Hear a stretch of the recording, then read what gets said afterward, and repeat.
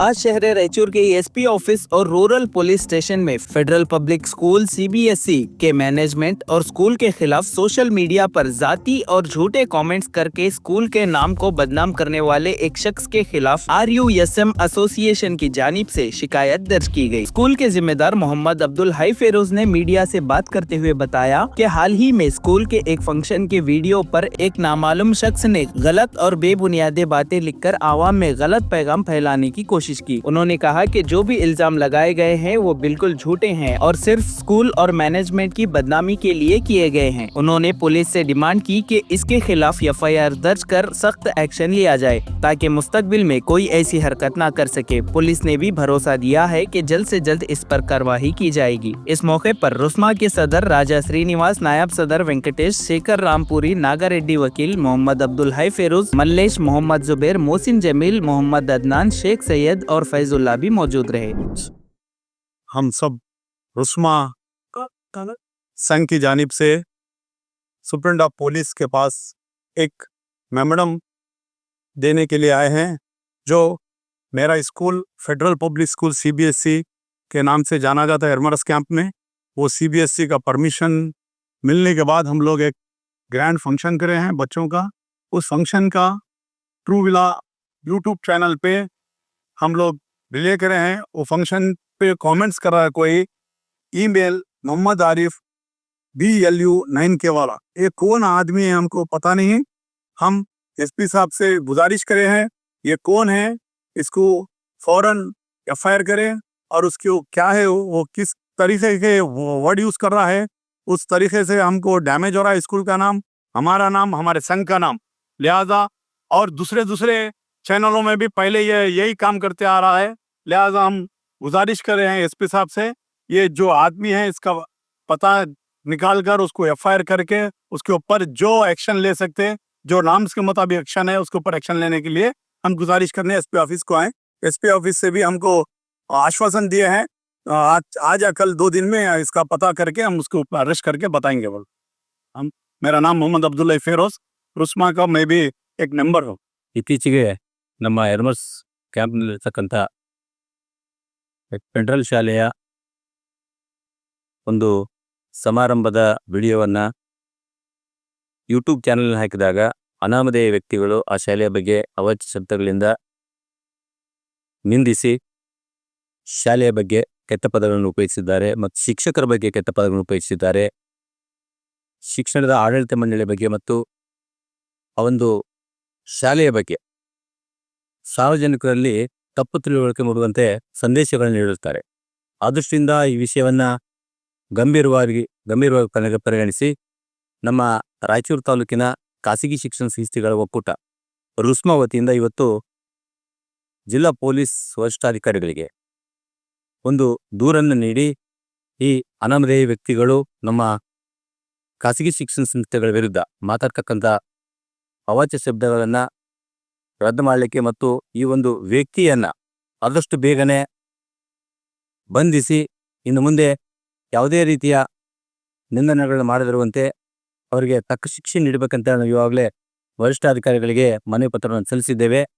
ದಯವಿಟ್ಟು ತಾಲೂಕಾ, ಜಿಲ್ಲೆ ಮತ್ತು ರಾಜ್ಯದ ಎಲ್ಲ ಪಾಲಕರಲ್ಲಿ ನನ್ನ ಒಂದು ವಿನಂತಿ, ಖಾಸಗಿ ಶಿಕ್ಷಣ ಸಂಸ್ಥೆಗಳು ನೀವು ತಿಳ್ಕೊಂಡ ಹಾಗೆ ಕೇವಲ ದುಡ್ಡಿಗಾಗಿ ನಡೆಸ್ತಿಲ್ಲ, ಶೈಕ್ಷಣಿಕವಾಗಿ, ಸಾಮಾಜಿಕವಾಗಿ ಎಲ್ಲ ದೃಷ್ಟಿಯಿಂದಲೂ ಅತ್ಯುತ್ತಮವಾದ ವಿದ್ಯಾರ್ಥಿಗಳನ್ನು ಸೃಷ್ಟಿ ಮಾಡ್ತಾ ಇದೆ, ಉತ್ತಮ ಫಲಿತಾಂಶವನ್ನು ನೀಡ್ತಾ ಇದ್ದೇವೆ.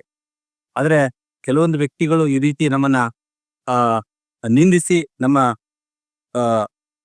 ಶೈಕ್ಷಣಿಕ ಗುಣಮಟ್ಟವನ್ನು ಕಡಿಮೆ ಮಾಡಲಿಕ್ಕೆ ಮತ್ತು ನಮ್ಮಲ್ಲಿ ಉತ್ಸಾಹವನ್ನು ಕಡಿಮೆ ಮಾಡಲಿಕ್ಕೆ ಪ್ರಯತ್ನ ಮಾಡ್ತಿದ್ದಾರೆ. ಅದರಿಂದ ಇದನ್ನು ಬಿಟ್ಟು ಖಾಸಗಿ ಶಿಕ್ಷಣದ ಜೊತೆ ಕೈ ಜೋಡಿಸಿ ಅಂತೇಳಿ ನಾನು ಈ ಮೂಲಕ ಮನವಿ ಮಾಡ್ತಾ ಇದ್ದೇನೆ. ರಾಜಾ ಶ್ರೀನಿವಾಸ್, ಅಧ್ಯಕ್ಷರು, ರುಸ್ಮಾ, ರಾಯಚೂರು. ರಾಯಚೂರು ನಗರದಲ್ಲಿ ವಿಶೇಷವಾಗಿ ಬೃಹತ್ ಕಟ್ಟಡಗಳಲ್ಲಿ ಒಂದಾಗಿರ್ತಕ್ಕಂಥದ್ದು, ಅದು ಟಾಪ್ 5 ಕೂಡ ಒಳಗೋಗ್ತದೆ. ಫೆಡರಲ್ ಕಾಲೇಜು, ಫೆಡರಲ್ ಸ್ಕೂಲ್ ಏನಿದೆ, ಇತ್ತೀಚೆಗೆ ಹೋದ ವರ್ಷನೇ CBSE ಕೂಡ ಎಲ್ಲ ನಾರ್ಮ್ಸನ್ನ ಅವಲಂಬಿಸಿ ಮತ್ತೆ ಪರವಾನಗಿ ಕೂಡ ಪಡ್ಕೊಂಡಿದೆ. CBSE ಮಟ್ಟಕ್ಕೆ ಪರ್ಮಿಷನ್ ತಗೋಬೇಕು ಅಂತಂದ್ರೆ ಅಷ್ಟು ಸುಲಭವಾದಂಥ ಕೆಲಸ ಅಲ್ಲ. ಅದರ ಒಂದು ಇನ್ಫ್ರಾಸ್ಟ್ರಕ್ಚರ್ ಆಯಿತು, ಅದು ಅದರ ಸಾಮರ್ಥ್ಯತೆಯನ್ನ ಪರಿಗಣಿಸಿಯೇ ಒಂದು ವಿಶೇಷವಾಗಿ ಸೆಂಟ್ರಲ್ ಬೋರ್ಡು ನೀಡಿರ್ತಕ್ಕಂಥ ಪರವಾನಗಿಯ ಶಾಲೆ ಆಗಿದೆ. ಯಾರೋ ಒಬ್ಬರು ಅನಾಮಧೇಯ ವ್ಯಕ್ತಿ ಶಾಲಾ ಆಡಳಿತ ಮಂಡಳಿಯ ವ್ಯಕ್ತಿಯ ಪರ್ಸನಲ್ ಜಗಳ, ಇದು ತಾನೇನಂತಂದ್ರೆ ಇಲ್ಲಿ ಬೆಳೆ ಬೇಯಿಸ್ಕೊಳ್ಳೋದಕ್ಕೆ ಪ್ರಯತ್ನ ಮಾಡ್ತಾ ಇದ್ದಾನೆ. ಈ ಒಂದು ಶಾಲೆ ಒಂದು ಸಂಘಟನಾತ್ಮಕವಾಗಿರ್ತಕ್ಕಂಥ ವ್ಯವಸ್ಥೆ. ಇಲ್ಲಿ ಶಿಕ್ಷಕರ ಬದುಕು ಕಟ್ಟಿಕೊಳ್ಳುವಂತ ಮತ್ತು ಮಕ್ಕಳ ವಿದ್ಯಾಭ್ಯಾಸವನ್ನ ಕಟ್ಟಿಕೊಳ್ಳುವಂತ ಒಂದು ಆವರಣ ಇದು. ಇಂಥ ಆವರಣದಲ್ಲಿ ಕೆಟ್ಟದಾದಂತ ವಾತಾವರಣ ಸೃಷ್ಟಿಸುವಂತ ಆ ವ್ಯಕ್ತಿ ಯಾರು ಅಂತ ಅನ್ನೋದು ಪತ್ತೆ ಹಚ್ಚುವಂತ ಕೆಲಸಕ್ಕೆ ನಾವು ಇವತ್ತು ಜಿಲ್ಲಾ ಪೊಲೀಸ್ ವರಿಷ್ಠಾಧಿಕಾರಿಗಳಿಗೆ ದೂರು ಸಲ್ಲಿಸ್ತಾ ಇದ್ದೀವಿ. ಅವರನ್ನ ಪತ್ತೆ ಹಚ್ಚಿ ಬಂಧಿಸಬೇಕಾಗಿದೆ. ಇಂಥ ಕೆಟ್ಟ ಪದಗಳನ್ನ ಬಳಸ್ತಕ್ಕಂಥದ್ದು, ಶಿಕ್ಷಕರ ಬಗ್ಗೆ ಅವಹೇಳನಕಾರಿಯ ಹೇಳಿಕೆಗಳನ್ನ ನೀಡುವುದು ಯಾರು ಅಂತ ಅನ್ನೋದು ಅವ್ರ ಬಯಲಿಗಾಗ್ಬೇಕು. ಒಂದು ವೇಳೆ ಅವರು ಪಾಲಕರಾಗಿದ್ರೆ ಸಂತೋಷ ಪಡ್ತೀವಿ. ಪಾಲಕರಾಗಿ ನೇರವಾಗಿ ಬರ್ಲಿ, ಅವ್ರ ಮಕ್ಕಳು ಅವರು ಎಲ್ಲ ನೋಡ್ತಾ ಇದ್ದಾರೆ, ಅವ್ರ ವಿದ್ಯಾಭ್ಯಾಸ ಇಲ್ಲಿ ಸಿಗ್ತಾ ಇದೆ. ಯಾರೋ ಅನಾಮಧೇಯಕ ವ್ಯಕ್ತಿ ಯಾರದೋ ಒಂದು ದ್ವೇಷದ ಒಂದು ಬೇಳೆ ಬೇಯಿಸ್ಕೊಳ್ಳೋದಕ್ಕೆ ಎಲ್ಲರನ್ನ ಬಲಿಪಶು ಮಾಡ್ತಾ ಇದ್ದಾರೆ. ಇದನ್ನೆಲ್ಲ ಕೂಡ ತಡೆಗಟ್ಟುವಂತ ವ್ಯವಸ್ಥೆಗೆ ನಾವು ರುಸ್ಮಾ ಸಂಘಟನೆಯಿಂದ ಎಲ್ಲ ರಾಯಚೂರಿನ ಖಾಸಗಿ ಶಿಕ್ಷಣ ಸಂಸ್ಥೆಯವರು ಇದನ್ನ ಪ್ರತಿರೋಧ ಮಾಡ್ತಾ ಇದೀವಿ. ಇದನ್ನ ಪ್ರತಿರೋಧ ಮಾಡ್ಲೇಬೇಕಾಗಿದೆ. ಒಂದಕ್ಕಲ್ಲ, ಹಿಂಗೆ 10 ಶಾಲೆಗಳಿಗೂ ಕೂಡ ಪ್ರಾರಂಭ ಆಗ್ತದೆ. ಒಂದು ಯೂಟ್ಯೂಬ್ ಚಾನೆಲ್ ನಲ್ಲಿ ನೀಡಿರ್ತಕ್ಕಂಥ ಯಾವುದೋ ಒಂದು ಕಾರ್ಯಕ್ರಮದ ರಿವ್ಯೂಸು ಮತ್ತು ಫೀಡ್ಬ್ಯಾಕಿಗಾಗಿ ನಾವು ನೀಡಿರ್ತಕ್ಕಂಥ ಒಂದು ಮಾಹಿತಿಗೆ ಕೆಟ್ಟದಾದಂಥ ವಿಚಾರಗಳನ್ನ ಪಸರಿಸಬಾರದು, ಯಾರ ತಲೆಯನ್ನ ತುಂಬಬಾರದು. ಅಂತವ್ರು ಯಾರು ಏನು ಚೋಳು ತಿಂದಾರ, ಏನ್ ಚೋಳು ಕಡ್ದದ ಗೊತ್ತಿಲ್ಲ, ಅವ್ರು ಯಾರು ಅಂತ ಅನ್ನೋದ್ರ ಬಗ್ಗೆ ಬಯಲಿಗಾಗಬೇಕು.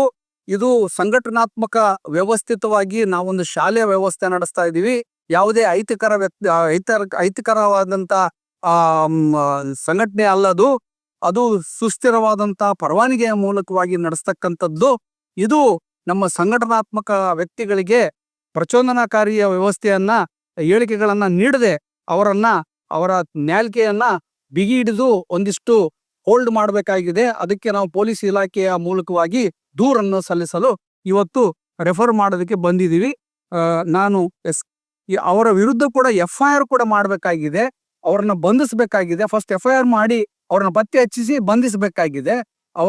ಅವ್ರು ಯಾಕೆ ಈ ತರ ಮಾಡ್ತಾ ಇದ್ದಾನೆ ಅಂತ ಅನ್ನೋದ್ರ ಬಗ್ಗೆ ಮಾಹಿತಿ ಬೇಕಾಗಿದೆ. ದಯಮಾಡಿ ಇದನ್ನ ಇಲ್ಲಿಗೆ ನಿಲ್ಲಿಸಬೇಕು ಅವರು ಅಂತಂತ ಹೇಳಿ ನಾನು ಹೇಳ್ತಾ, ರುಸ್ಮಾ ಸಂಘಟನೆಯ ಮುಖ್ಯಸ್ಥನಾಗಿ ನಾನು ಈ ಮಾತನ್ನು ತಮ್ಮ ಮುಂದೆ ಪ್ರಸ್ತಾಪನೆ ಮಾಡ್ತೇನೆ.